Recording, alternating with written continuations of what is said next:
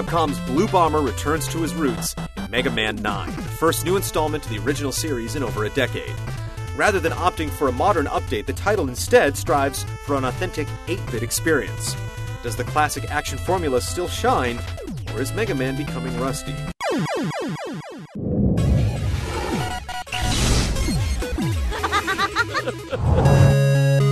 Set shortly after the events of Mega Man 8, several of Dr. Light's robots have mysteriously gone berserk.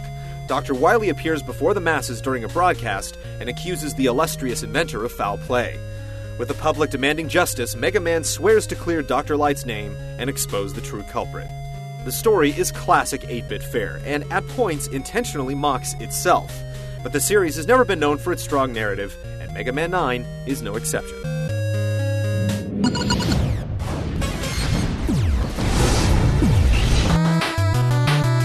As in previous installments, players navigate 8 different stages filled with numerous death traps and enemies, culminating with a Robot Master encounter. There are also some mini-boss battles thrown into the fray in a few of the stages. The item shop makes a return, allowing players to purchase various enhancements with the screws accumulated in each level.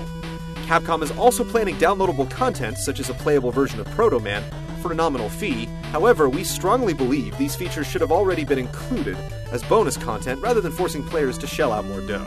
Other than the standard mode, a new time attack mode allows players to blaze through each individual level as quickly as possible.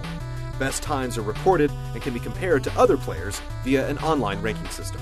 Throughout the course of the game, numerous challenges can be accomplished as well, ranging from defeating a measly 50 enemies to the insane notion of beating the entire game without taking any damage. These 2 new features provide serious replay value for the dedicated and should be a staple of all future titles in the franchise.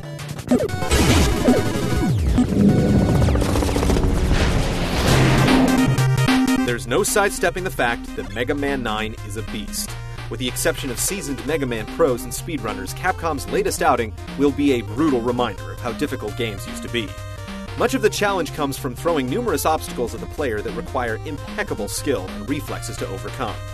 There's also a fair share of cheap death traps, which are just as annoying now as they were back in the originals. Whether it's a well-placed enemy, vanishing blocks, fierce winds, or lava flows, expect to die numerous times before successfully completing any level. One of the 8 Robot Masters awaits players skilled enough to reach the end of each level.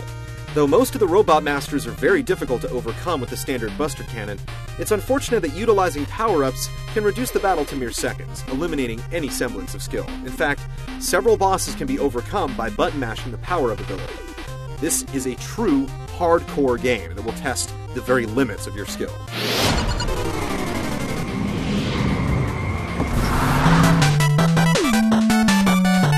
Mega Man 9 features impressive sprite work and animation. Everything is within the technical limitations of the original NES, but that hasn't stopped Capcom from pushing the envelope in a few places with some nice attention to detail. One minor issue is the rather bland appearance of some of the later levels in the final stretch of the game. The soundtrack also delivers retro tunes on par with some of the best in the series. In comparison to contemporary games with visual bells and whistles, Mega Man 9 falls well below the standard. Its intent to create an authentic 8-bit experience is an admirable one, and it succeeds. Mega Man 9 delivers an authentic retro experience, but that's not to say it's flawless. The length of many levels falls short when compared to previous titles in the series, and rather than pushing forward with a revamp like Bionic Commando Rearmed, Mega Man 9 instead focuses on creating some fond memories. Still, it's a solid buy for retro gamers, Mega Man fans, and those who complain modern gaming has gotten too soft.